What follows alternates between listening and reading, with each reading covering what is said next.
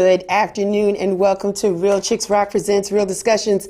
I am your host, Michelle Dosbert, and as always, I am super excited to be here with you. Today is a special day. Not only is it because it's Easter Sunday, and typically I don't work on a holiday Sunday. If a holiday falls, I'll take off and I'll leave you with a replay of a previous show. But today is kind of special because today marks us completing 6 seasons. Six.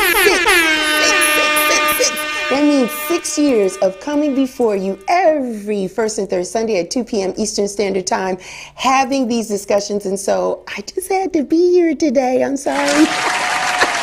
I had to be here. I am super excited. Thank you so much, everyone, all the listeners, the supporters, the fans, everybody that has been leaning in, listening to the show, sharing it, talking about it, all of the guests that I've had over the past 6 years.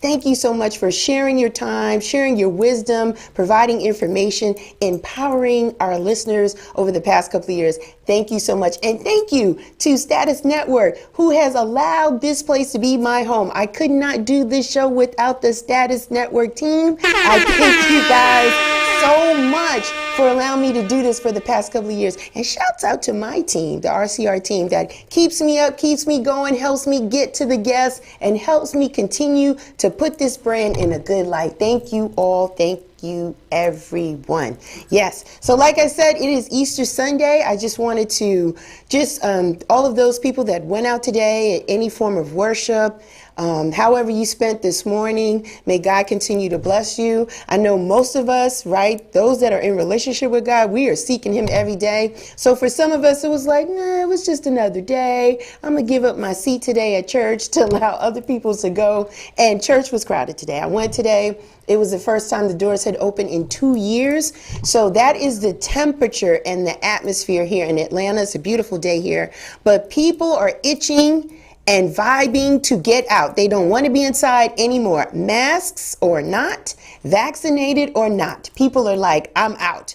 I am out getting this fresh air. I want to see people. I want to talk to people and not through a Zoom call. I want to hug people. And so people are just out. And so human nature is taking us by storm, right?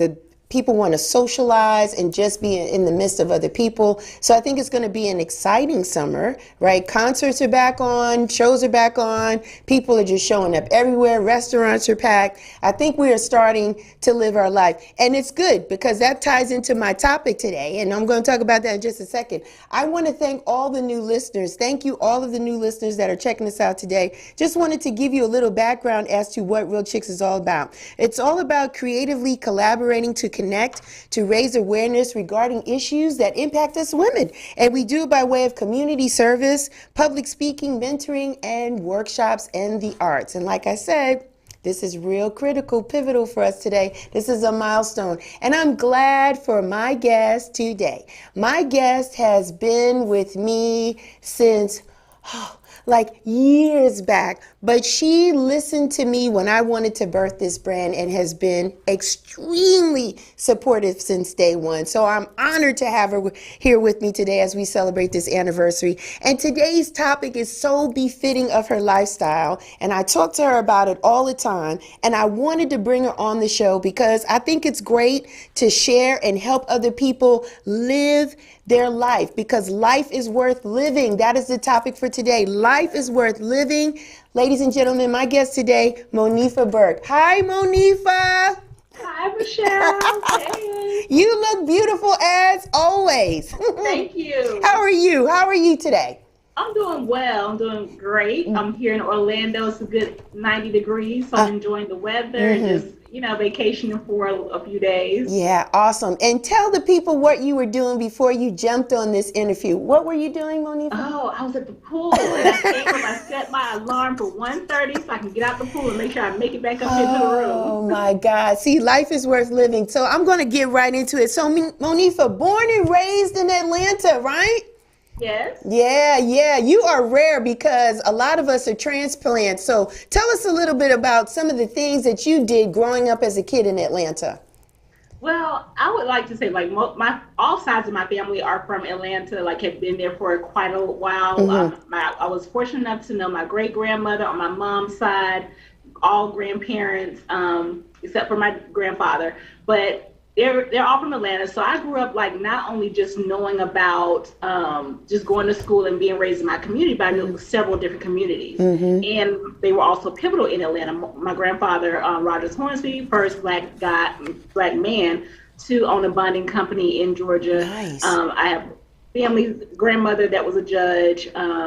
So growing up with that history, as well as knowing that most of them were born at home, not in the hospital because they couldn't. Wow. And in the days where they would go in the back door of Rialto because they could not come through the front, the colored water fountain, all of that history. Nice. And then I was able to go sit on the front row of the Rialto. I was able to go to the Fox just to experience all of those things that they could not, and hear those conversations and see that.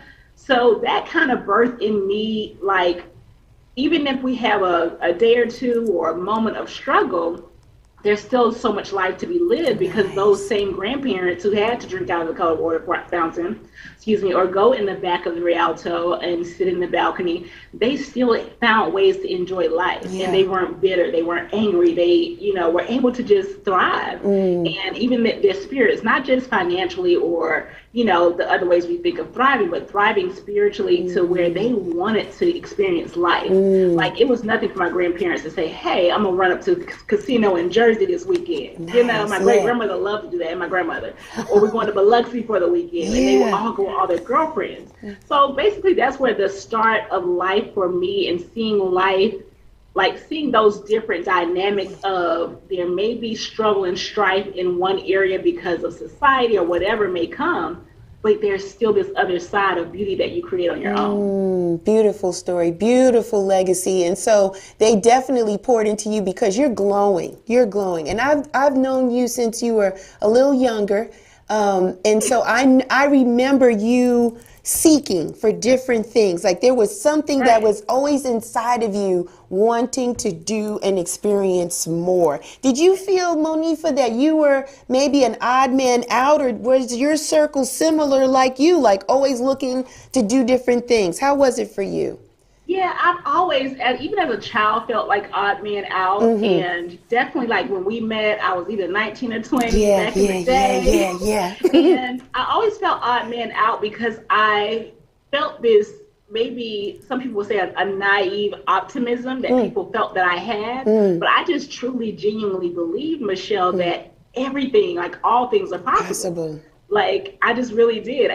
And that manifestation was so apparent in my life, even since childhood, over and over again, whether it was good grades, playing the viola, traveling abroad in high school. Like I just didn't feel like there were limits, I guess, to fun and to excitement and to exploration. And fortunately, my parents didn't put those limits on me, so that also helped.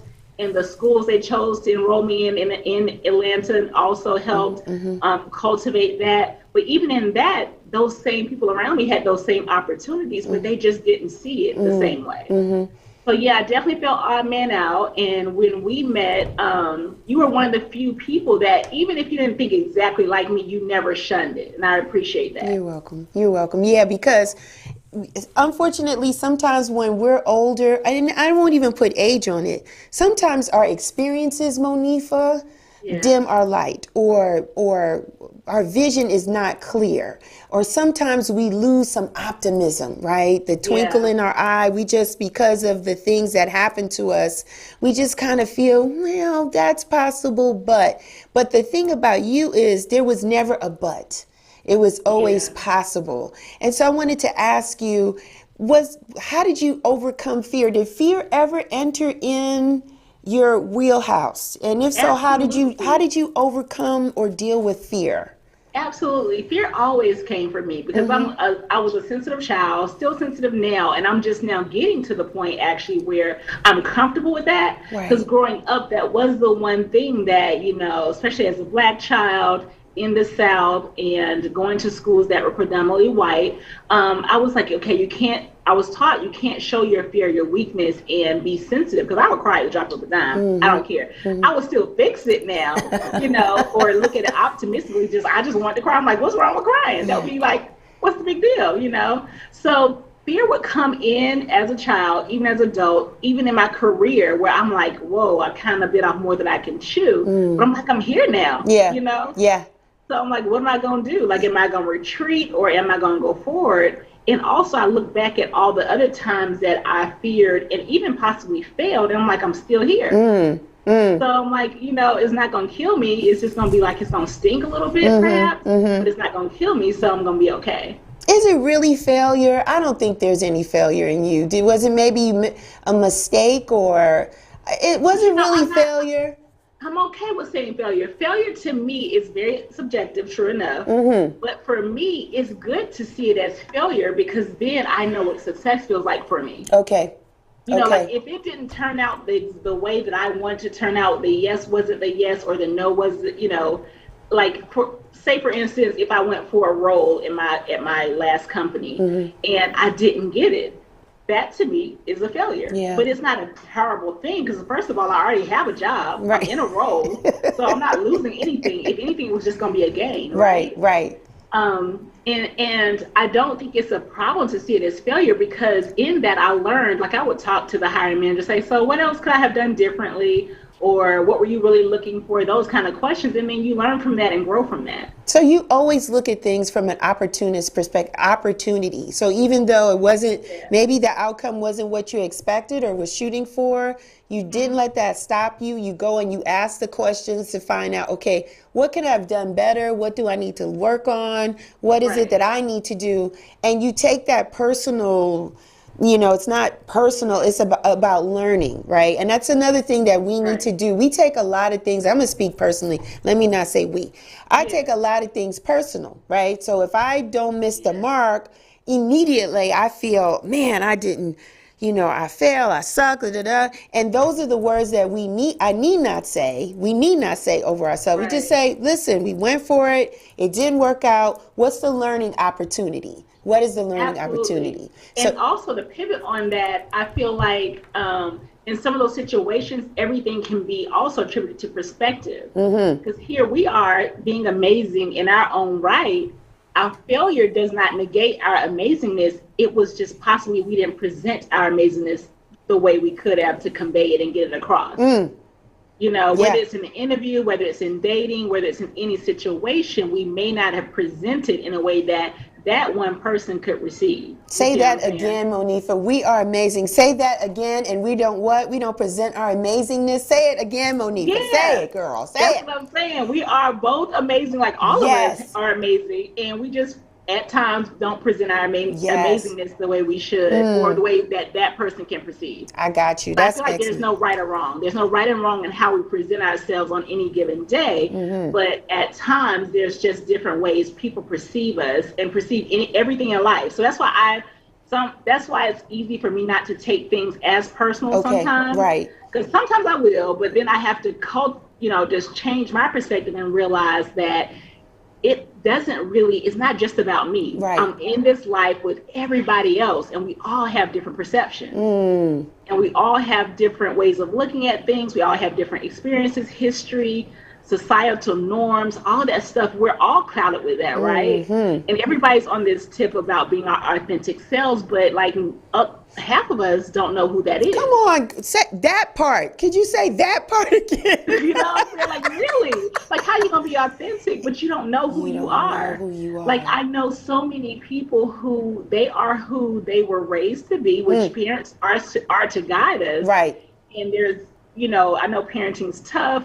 However, there's a lot of times in that parenting and in the upbringing where your child is only going to think in a perspective of what you give them until they decide to seek more. Exactly. That's great thinking, Monifa. And one thing about you and the way that you think, you're non-judgmental of people. Oftentimes, when people try to show their authentic self or just show you that they're going through a transition or they don't even know who they are, we quickly judge them. We write them off, right? You should do it this way, this, that. We are very opinionated. And I think you sit in your power when you're able to not judge people, because you allow them to continue to express themselves and figure out who they are and continue to grow. And that's a great attribute that you have. So thank you for that. Thank you for that. I wanted to lean in just a little bit. I want to peek in, because another thing that we struggle with is dating, right? Traditionally, as women, we just date a certain kind of way, right? We just think it's supposed to be one-on-one, and this is supposed to lead to marriage, and then we're supposed to have some kids, and it's just a traditional mindset. And that sometimes people in our circle or our villages gave us the perception that if we were a woman that knew what we wanted, we might have been a fast woman. Yeah. We might have been a promiscuous. Like, they just didn't allow us to be feminine and be able to know what we want, because listen, you could like this guy for what he does and this guy for how he talks, and we were not taught to have different feelings for different people at once. So how was that for you, Monifa? Were you able to, did you come up in that kind of traditional thinking of dating long term? How was it for you? How was it? Yeah, it was definitely that way, because I was raised here. Raised in Atlanta, Southern. We're Baptist, religious family. And my mom was a minister. So, and my entire family was basically raised in the church. And all on my mom's side, we all were members of the same church. So there was a way in which we were perceived to date. And then also there's the women's ministry at church, where you're given information on how to seek a mate or receive a mate. We weren't seeking, so I grew up in all of that, and I decided to debunk most of that. I would say 95%. As I grew older, I was in a relationship for 17 years with my high school sweetheart. And after that, and we're still friends, so no bad blood there. But after that, I decided to start dating, and I did do the normal dating one-on-one, like one person at a time, and see where that goes. However, then I realized that, hey, this isn't quite working for me. It just feels like it's very too structured for me, too routine, and it's not horrible, but it just takes too long to really get to know someone. And everyone wants to be serious very quick. Whereas why can't we get to know each other as friends on a different level? So so I changed that up, and I started what I call multi-dating, dating more than one guy at once. And people have to realize also that doesn't mean you're intimate with every guy at once. Come on, girl. To me, come on. I don't feel like there's anything wrong with that either, because we're all adults. But however, that doesn't necessarily always mean that. So I think people need to open their minds up to a different style of dating. And I've even told some of my sister friends that I'm like, listen, if you are a mono dater, there's nothing wrong with that. If you can only focus on one person at a time, there's absolutely nothing wrong with that, right? However, you cannot date a multi-dating guy, a guy who dates multiple women, and expect him to behave as you do. Because that's where the conflicts come in, the lack of communication on how we date each person, and also what our beliefs are around dating, and talking about that kind of early on is I know people say, well, what are you looking for? But that's not the same question. Right. It's not the same question. Because both people could be looking for marriage, but get their two different journeys. But the journey may be too much for one party who's in that. So then it becomes, friction and unnecessary hurt and pain. But it was just the journey was different. The goal, and then someone always thinks, well, they lied, they played me. No, you didn't have the discussion. So how should we have it, Monifa? What should we say when we meet somebody? What should we say when we meet somebody? Well, of course, they'll always ask what you're looking for, and are you dating, all of those questions. But I feel like it needs to be a click down. When someone asks, are you dating, whether you're asking a man or a woman's asking a man or a man's asking a woman, I would say, okay, cool, you are dating. Well, how do you date? Describe to me what that looks like in your life. How do you view dating? And also ask questions in a non-judgmental way, because sometimes that tone in that voice could be like, or the face being like, I'm waiting on you to say something I don't like. I'm waiting on you, and I tell some of my girlfriends too, like, you quick to make that face on this information, you're not gonna ever get nothing heavy. Never. You never get nothing heavy. Because you already made judgments on white, just one little thing. So right. You don't like his shirt being pink, he ain't gonna tell you nothing else. Right. So you gotta be a little bit softer in it. Just have a conversation. Yeah. And then realize too, where if it doesn't, like, say you go on a few dates and it doesn't work out, he's not terrible. He's just not what you desire, or you may not be what he desired. Like, even in our amazingness, everybody cannot say, I want you. Right. Right. And that's okay too. Like, I truly believe we're both amazing, but we're not for everybody. Yes. Good points. And they have every right to make that choice. Good points, Monifa. I think the issue for us, or for we say people aren't honest, right? But we're not ready for the honesty. That too. Right? Because in our mind, for some women, we've already calculated what this person will be and mean and where we're going to go. Right. And we're not listening and hearing what they're saying. And then we're thinking that things will change once they get with me, because I'm all that. Right? So we still are living in that fantasy and not respecting and listening to what the person is saying. And you as the person, have to make the decision if this is something you're going to be able to work with or not. Right. Versus getting into it. Exactly. And also, I feel like as part of the show, like, life is meant to be lived. Yes. So I feel like just because I'm trying to get to the journey of marriage, if someone wants to get to the journey of marriage, right? On the way there, you can't make any more stops. Like, what is that about? when you run errands, do you always just go to that one place and never make stops in between? Like, on a trip, anything. Yeah. So on the way there, I feel like if you're mature enough to handle it as a woman or a man, if someone says they want to get to marriage, but they're a multi-dater and there's a few other things that aren't quite checking off everything, as long as there are no red flags, they might be a yellow here or even an orange, a caution. An amber. But you don't have to pretend that this person still isn't worthy of being liked and loved. I got you. Because I feel like along our journey, liking and loving people and communicating, that it requires practice. Yeah. Yeah. So if you're just meeting people, interviewing them and dropping them and thinking, when I meet the one though, I'm going to be ready. You've not cultivated how to communicate with men. You've not cultivated how to be open, how to listen. And sometimes these people along the way that are good people can be that sounding board and can be that, that time of showing someone that they can be loved also, and that you can be loved without all the ties. Awesome advice, Monifa. Let me ask you, let's get into the living part some more, a different perspective. What do you consider good times or exciting times for yourself? Is it the dinners? Because you're a foodie, you travel. Like, let's get into that. How is it? Because some of us are single women, right? And some of us are like, I need somebody to go with me to have dinner, whether it be male or female. Do you venture out by yourself, Monifa, when you go and eat? Absolutely.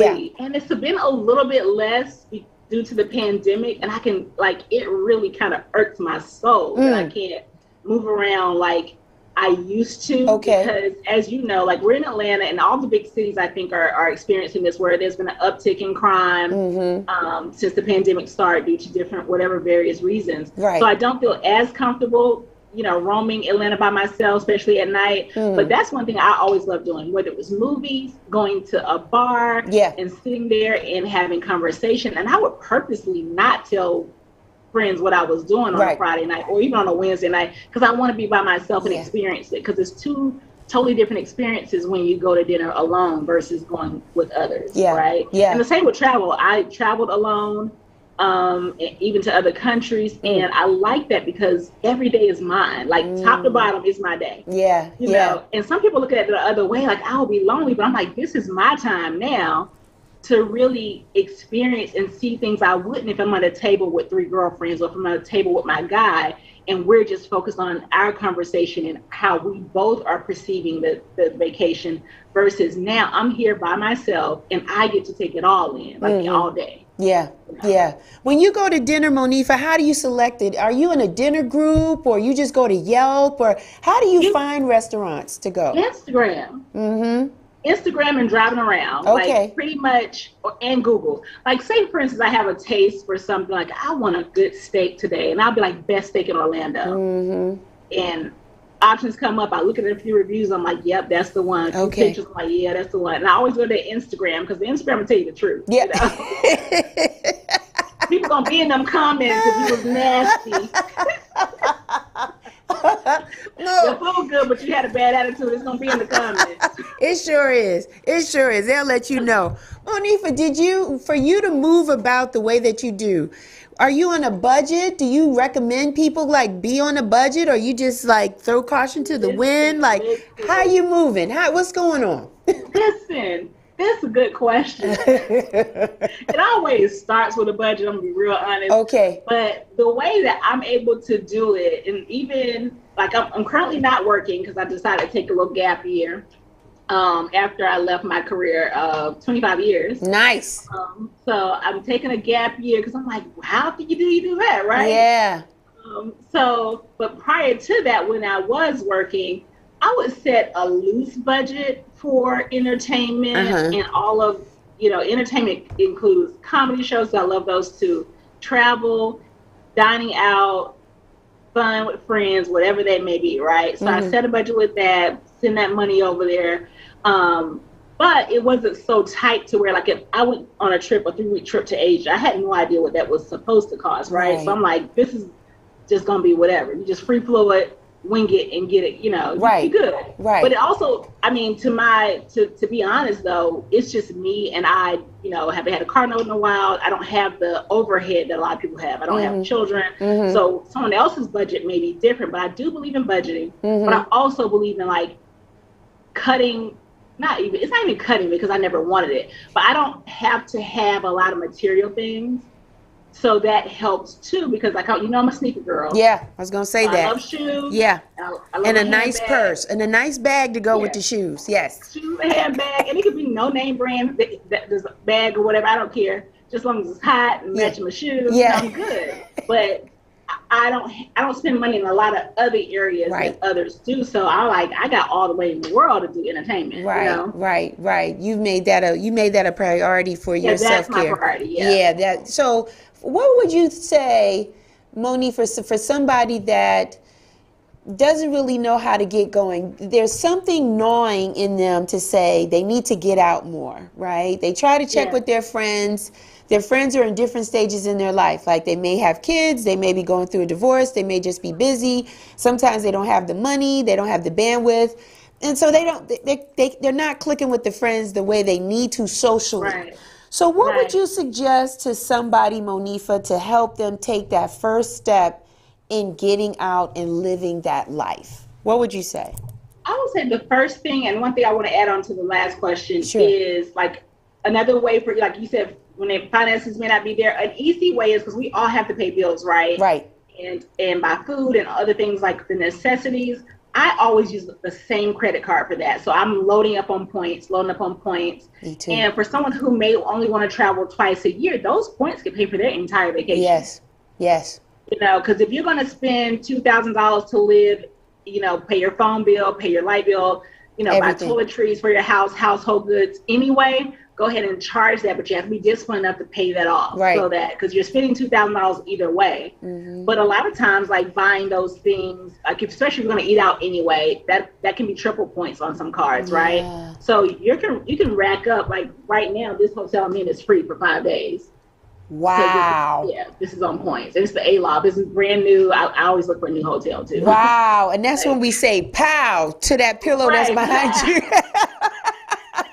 That's how you do that. So basically, we need to find things that are going to reward us as we use it, which is that one travel card or whatever that is that's going to pay us back, and that'll help us in getting out. So instead of you using the points for the Lyve, it could have been used for a dinner somewhere if they honor that. right? So exactly. It could be dinner, it could be flights, and that's why I don't get myself into a airline card, because that's usually just, or one hotel card, because right, it's just that. right. But a card, like I have a Chase Sapphire, I can use that. I can use those points for anything, cash back on this, that. Like cashback cards are also good because, like you said, someone may not, that thing may not be traveling at all, right, but they're getting cash back on everything they're spending. That's that $600 dinner at, Salt Bay in Miami. Yeah. So for the people, again, going back to the question, first step, what is the first step somebody should do? What do you recommend? First step, I would say, is perspective. Change your perspective and decide what you want your life to look like. Nice. In every area. Say it's the travel, the going out solo, the going out with friends, because you may not have all the pieces at that time. Right. But if you decide that's what you want and that's what you're working for, your first step is to say what it looks like. Say it out loud, write it down. However they're accustomed to manifesting things, or their faith, connecting their faith to realization and manifestation, like however that works for a person, do that. That's your first step. And then just put yourself out there, just jump in, you know, because like I even tell friends, like there's always a way. Like say you go somewhere, you don't like it, you can always leave. I don't care how long your reservations are for. I don't care, like you just sat down to eat after waiting 20 minutes for a table. If you don't like it, you don't like the scene, get up and leave. It's somewhere else you can go and have just as much fun. Yeah. Awesome. That's a great way to get started. Let me ask you, Monifa, do you operate off of a bucket list? Like, have you listed all of the things you wanted to do, or a vision board? But really, I think it's a bucket list, right? For the way. Well, yeah, I call it my living list. Okay. So I do have a living list, and those are the things on there are things that aren't within immediate reach. Okay. Because like for me, I feel like I don't put on my living list like going to dinner somewhere, that's like every other day, right? Right. But if it's something like I do want to do dinner in the sky, I don't know if you've seen that before. Is that through the hot air balloon or something, or what? No, it's like a crane is holding you up, like 10 people up, and you're strapped into a seat, and you have someone cooking you in front of you and serving you dinner. And they have them all over the world, but lately because of COVID, it's been kind of cut down. But I do want to go do that somewhere in the world. Yeah. Wow. See, so that's on the list. That's a living list. So you have a living list, and it's always growing, right? Because as you mark something off, growing and checking off, and it's just a little memo in my iPhone. Nothing big, nothing serious. I used to try to do what do you call the board? The vision boards. Vision board. Yeah, I don't keep up with that. Yeah.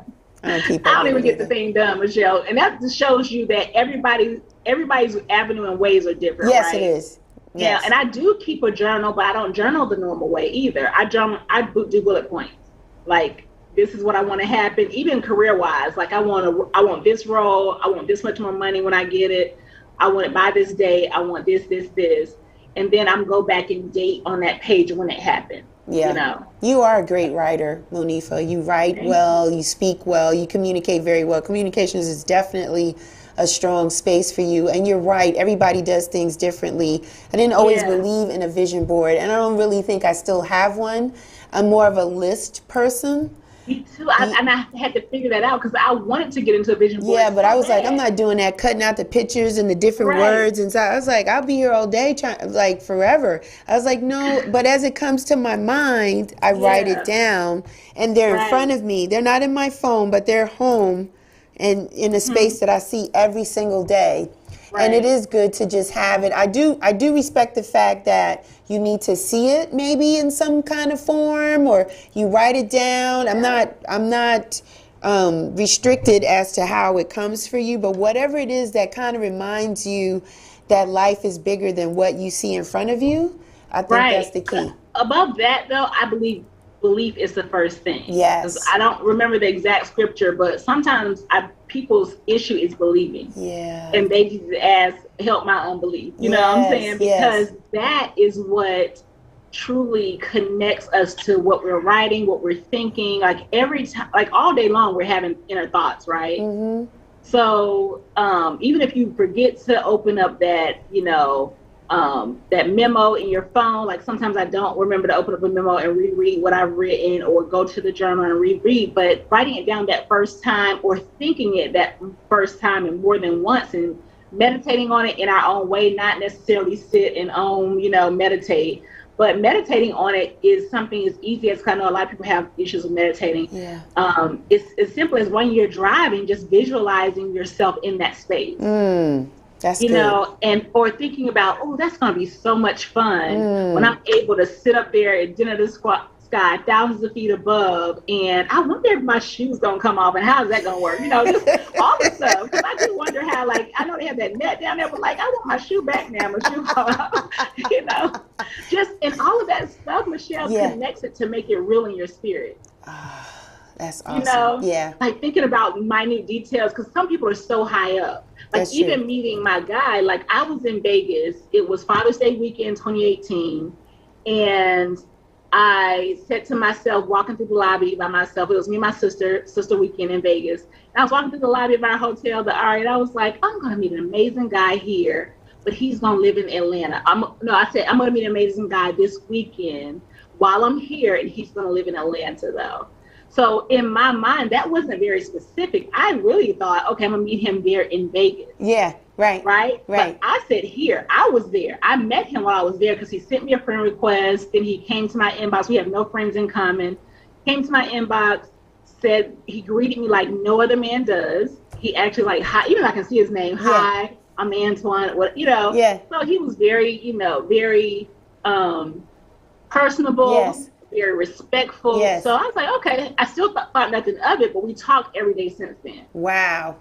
So, and then we started dating and went from there, right? Yeah. But just that simple, like, I really believe it. So I was like, that weekend, like, that's, just looking around, like, who fine, first of all, I'm being honest, like, who fine? And then after they fine, like, look, see if they got a ring on me, Yeah, man.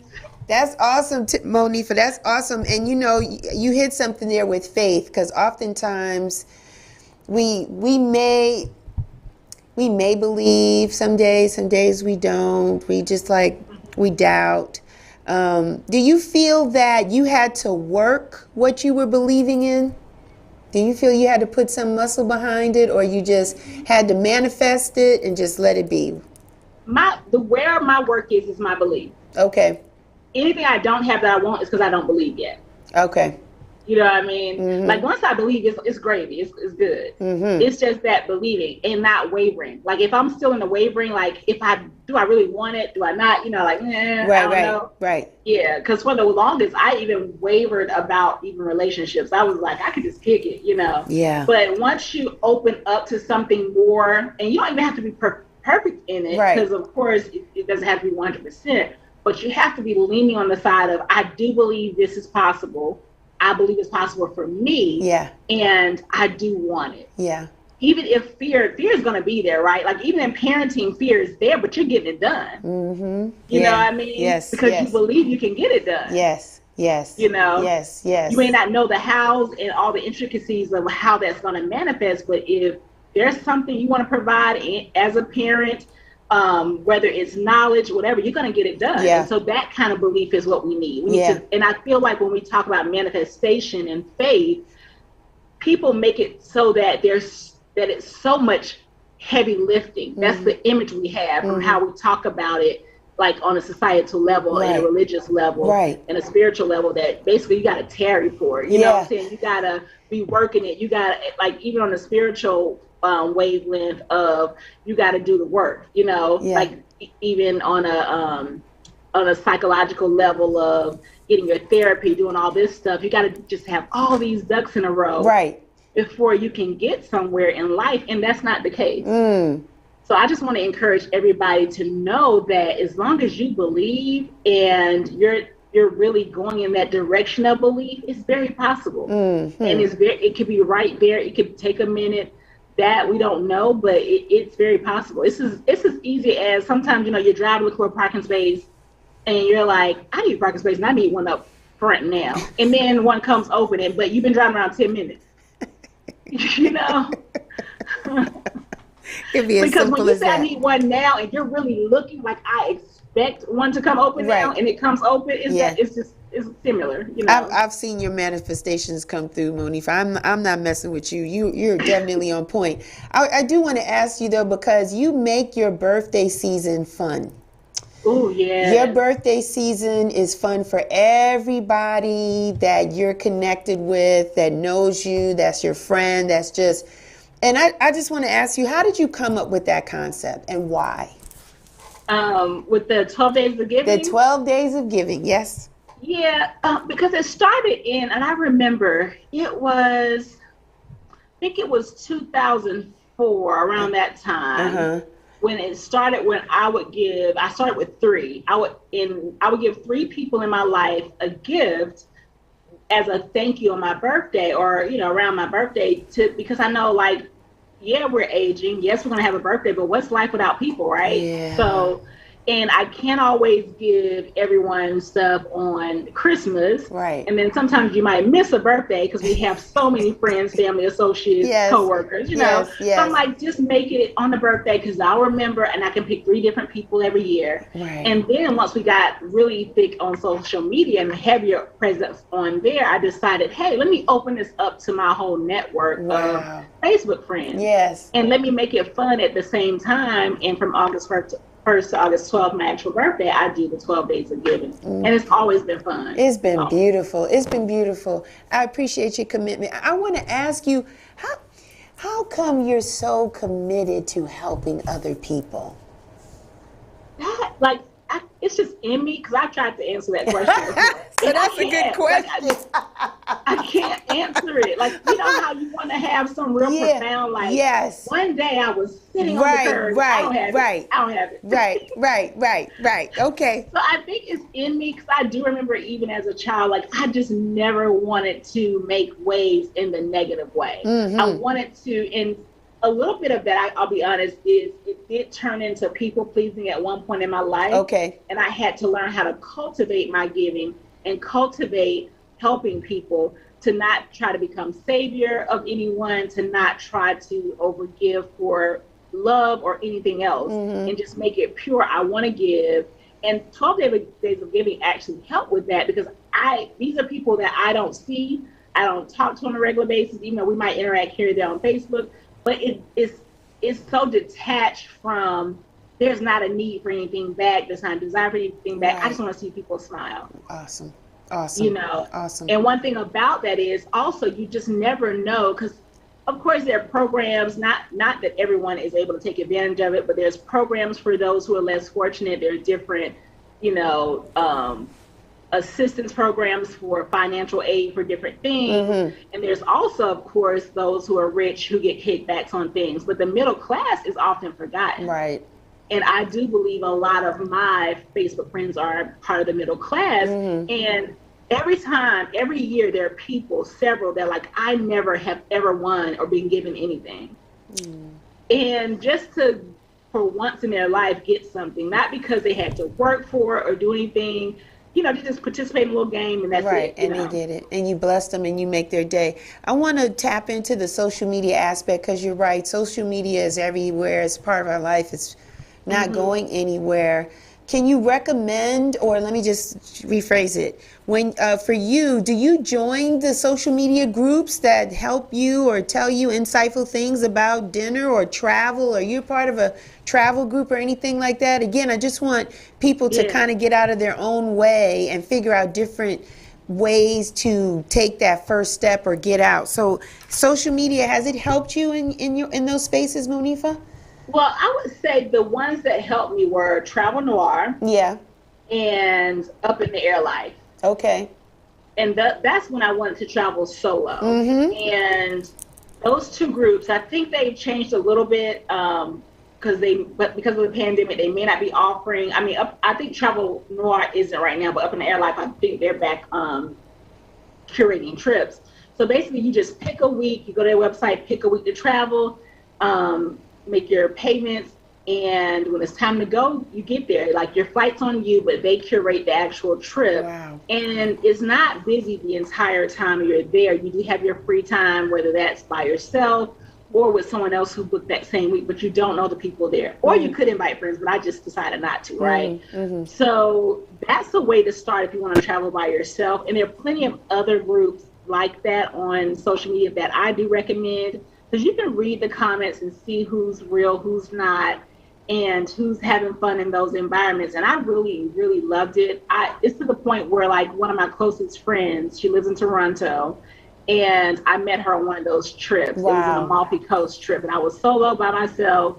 She came by herself as well, and so did the other ladies, to the point we've had 2 reunions with that same group. Nice. Where we just did our own trip. One was in Asia, where me and her spent the whole 3 weeks in Asia, and the others dropped in and out as however they could. And we went to 3 different countries, 2 cities in each, and it was a blast. That was our reunion trip. But she and I, we talk every single day almost. Nice. Through WhatsApp, we're talking. Beautiful. So that's why, like, just being open. Like, I feel like if I was on that trip with someone else, I wouldn't have met her, right?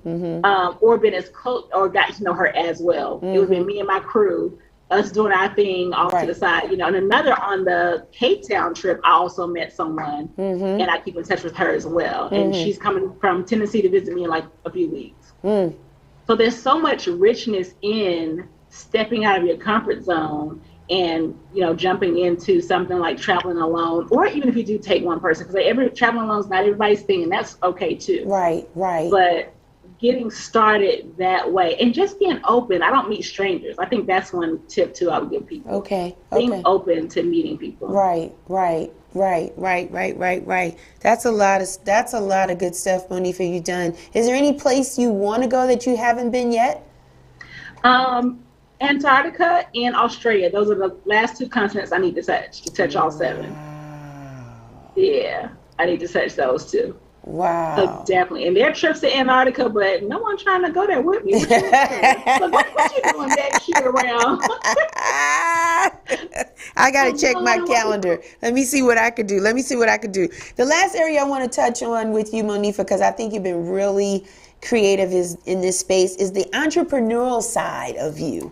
Like, you've had different businesses and platforms, photography to event planning to just different things. And I think it's because you're a risk taker. Like, you're like, this is what I want to do. I love doing this. I love to do calligraphy. I like doing invites. I like doing this. Right. And I think that fuels all that for you. Do you have anything in the pipeline now coming up, like coaching or some other opportunities? We talked about it a little bit. Coaching's in the pipeline.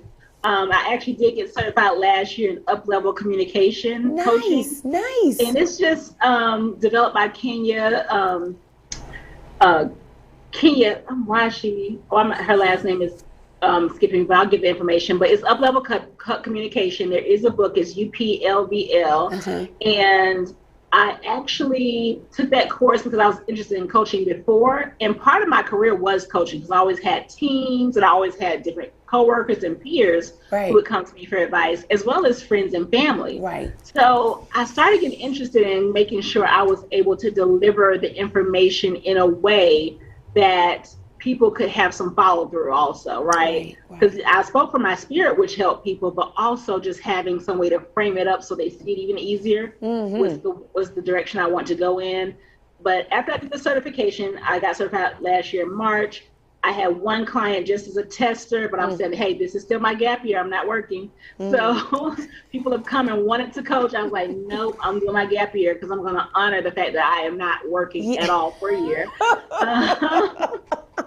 And now I'm getting ready to jump back into it to where I coach in communication as well as intimacy and feminine energy, because those are areas that we all need to communicate on better and connect better and just understand each of those levels in life. I love it. And I just want to emphasize the fact that your gap has been a year. Some of us can't be out for a week.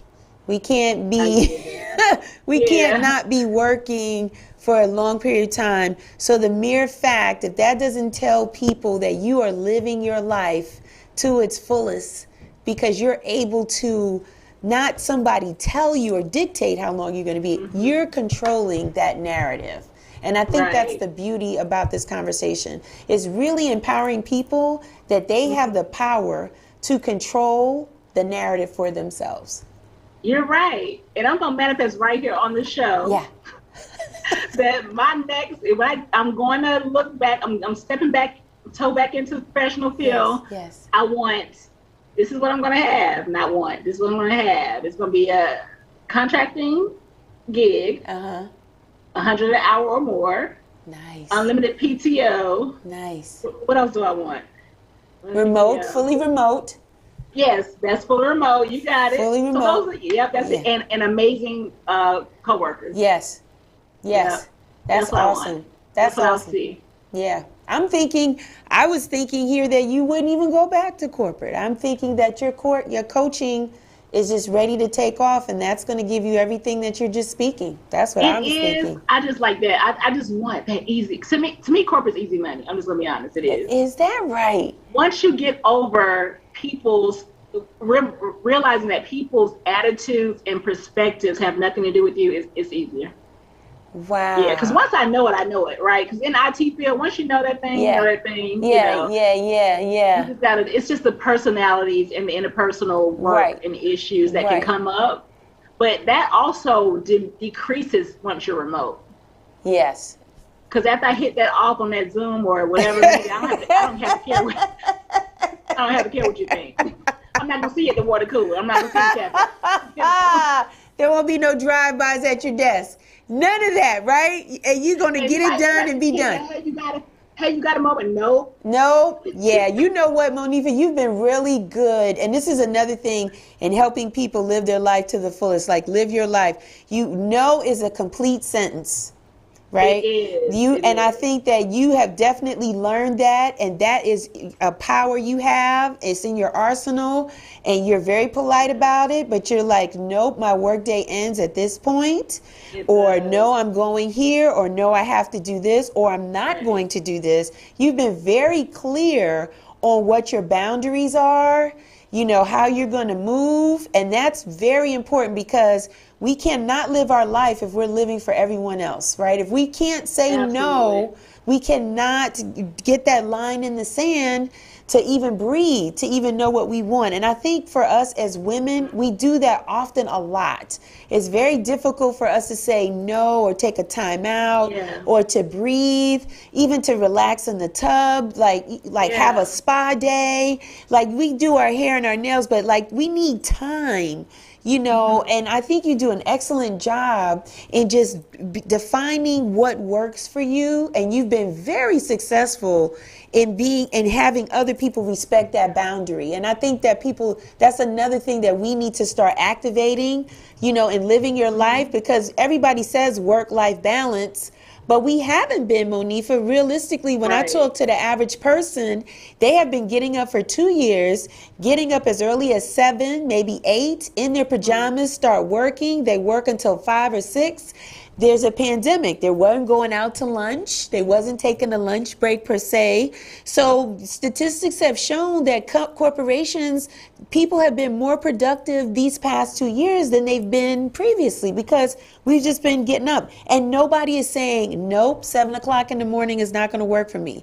Nobody's saying, no, after 5, I can't do it. We're just kind of going with the flow. So we want to encourage people to know that no is a complete sentence. Activate your no, right? And know your boundaries. Right. And know that, and then people need to know the difference between no and not now. Because there's sometimes I say no and I don't need to revisit it. Like it's not a not now. You know what I'm saying? Like it's not like I actually don't want to have the conversation again.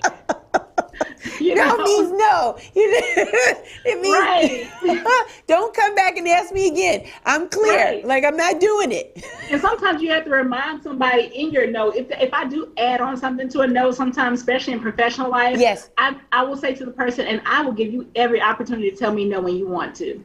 Oh, you're so You know kind. what I mean? Because I'm like, if you want an opportunity to tell me no, you need to go ahead and take this no. First, you're gonna have to go take it. But I'm just painting a picture that you also have the right to tell me no. Right.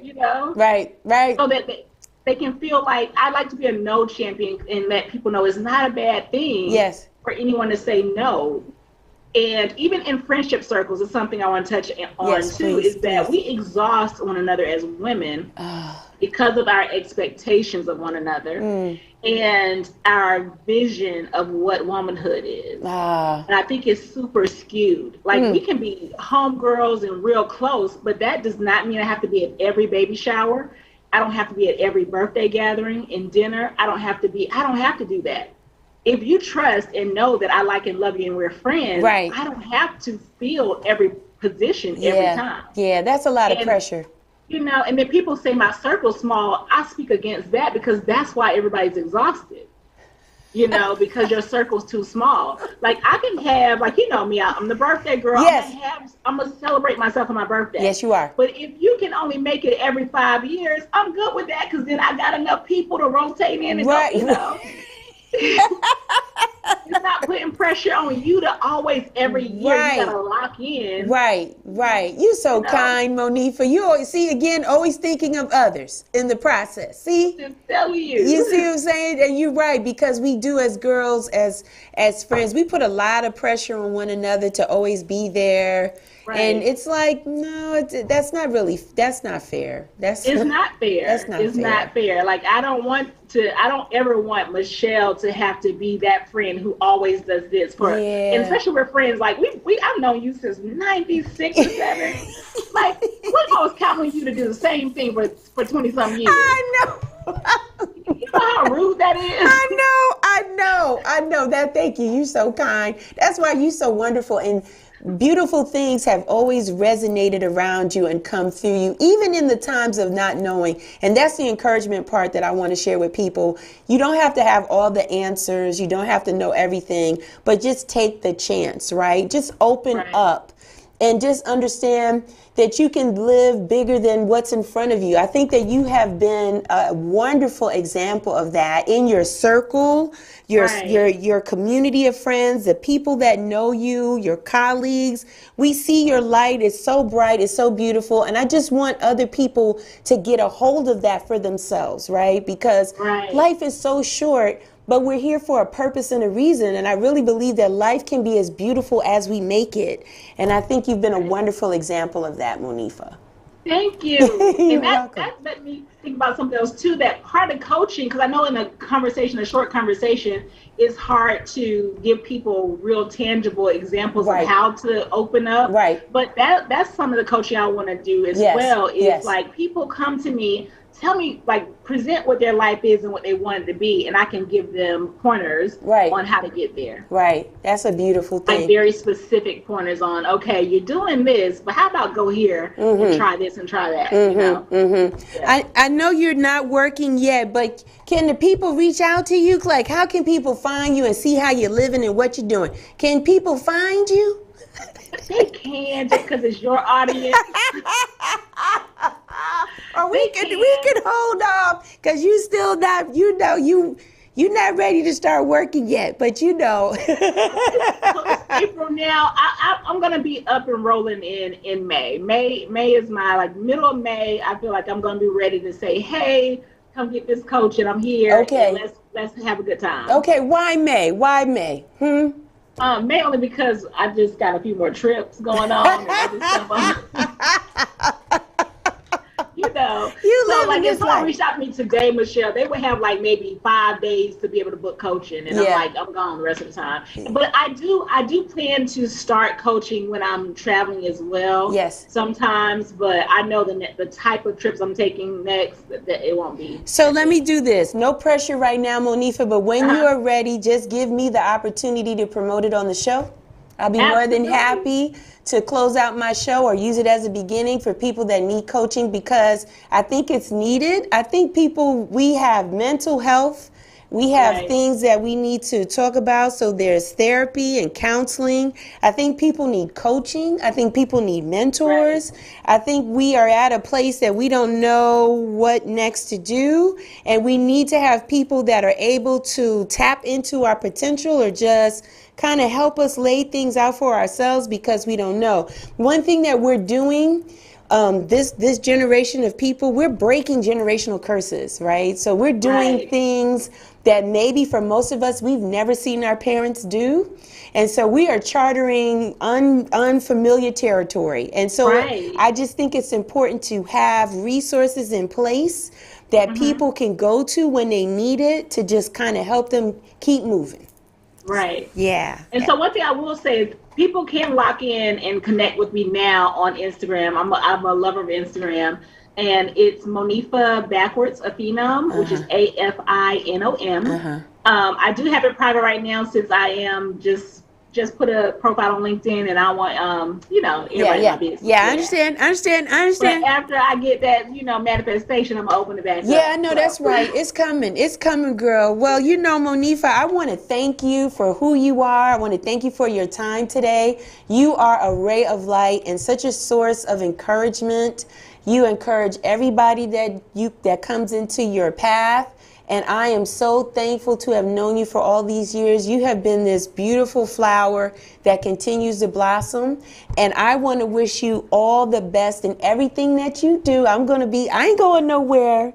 But this is the proper closing for the show. I just want people to know. Thank you. Congrats on your 7 years. Thank you. You've done an amazing job. Thank you so much. Thank you, Monifa. Thank you. So everybody, thanks, Monifa. This is my time. Guys, you know me. I'm Real Chicks Rock. I am everywhere. You can find me on Instagram, Twitter, Facebook. Go check out my website, realchicksrock.com. You need a t-shirt. Spring is here. Go order your t-shirt. People look good in these t-shirts. Why won't you get one? Because you're going to look cute in it too. I encourage you to go get one. Listen, I've had a great time today. I'm just filled with blessings and thanks and gratitude and everything. My son is doing some phenomenal things. I'm so honored to be his mom. It's just a lot of good things. I can tell that God is doing some things within me, so I'm going to remain open and allow him to do what he does.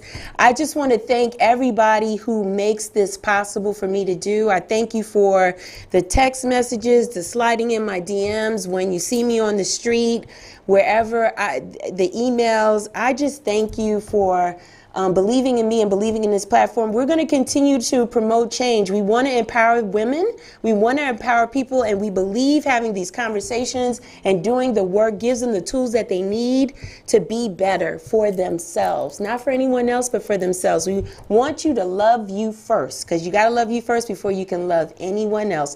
That's my time. And you know what I always say, in honor of my mentor, I love him, Frankie Crocker. May he rest in peace. May you live to be 100 and I live to be 100 minus a day, so that I would never know that beautiful people like yourself had passed away. Until next time, take care, be well, and rock on. Bye. There I go, there I go, there I go, there